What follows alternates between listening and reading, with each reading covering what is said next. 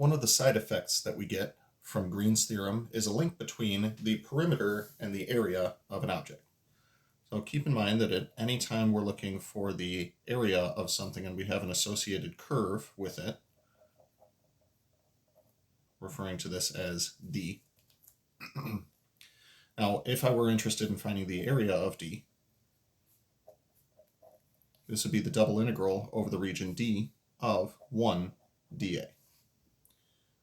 However, according to Green's theorem, we could also turn that into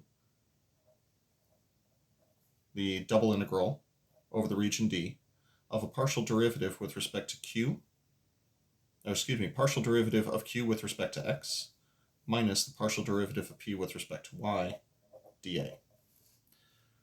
So what this lets us know is that if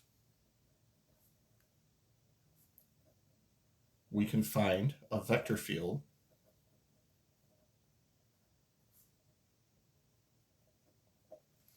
with the partial derivative of Q with respect to X being equal, minus the partial derivative of P with respect to Y being equal to 1, then the area of the region in question could be set up as a line integral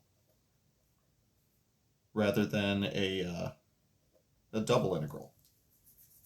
We also know that line integrals in general will represent a two-dimensional quantity, so it would make sense that this would be equal to something like that. So with that in mind, some popular choices.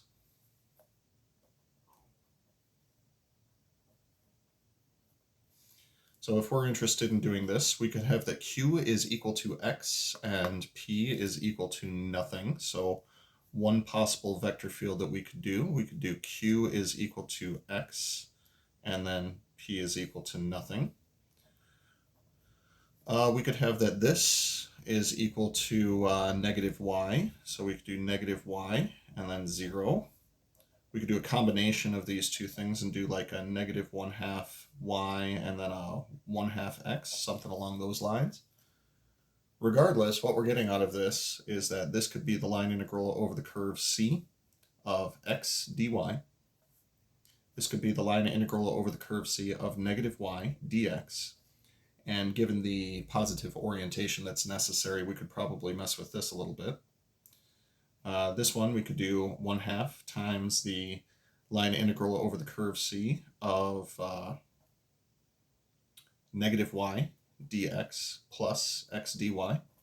Possibilities really here are endless. The important thing is we get this nice relationship between the perimeter of a region with its area in the form of a line integral and Green's theorem.